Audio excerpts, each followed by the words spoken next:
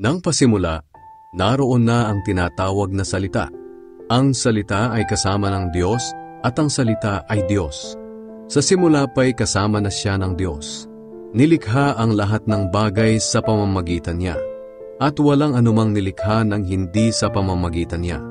Ang salita ang pinagmumula ng buhay, at ang buhay na ito'y ilaw, dahil ito ang nagbibigay liwanag sa mga tao.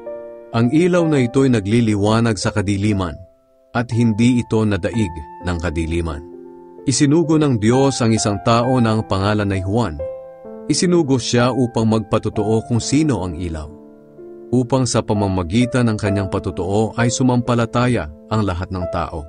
Hindi si Juan ang mismong ilaw, kundi naparito siya upang magpatotoo kung sino ang ilaw. Ang tunay na ilaw na nagbibigay liwanag sa lahat ng tao ay dumating na sa mundo. Naparito siya sa mundo. At kahit na nilikha ang mundo sa pamamagitan niya, hindi siya kinilala ng mundo. Pumunta siya sa sarili niyang mga kababayan, pero tinanggihan siya ng karamihan.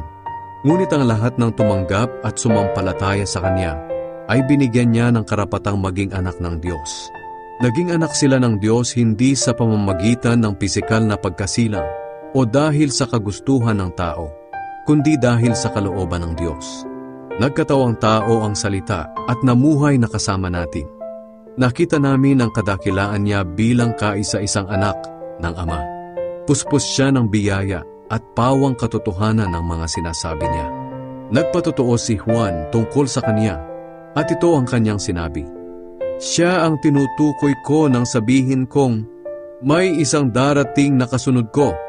Mas dakila siya kaysa sa akin, dahil nariyan na siya bago pa ako ipanganak. Sa kasaganaan ng kanyang biyaya ay tumanggap tayong lahat ng sunod-sunod na pagpapala. Ibinigay sa atin ng Diyos ang kautusan sa pamamagitan ni Moises, ngunit ang biyaya at katotohanan ay napasa atin sa pamamagitan ni Hesukristo. Wala pang nakakita sa Diyos Ama kahit kailan, ngunit ipinakilala siya sa atin ng kanyang bugtong na anak, na Diyos din nga at kapiling ng Ama.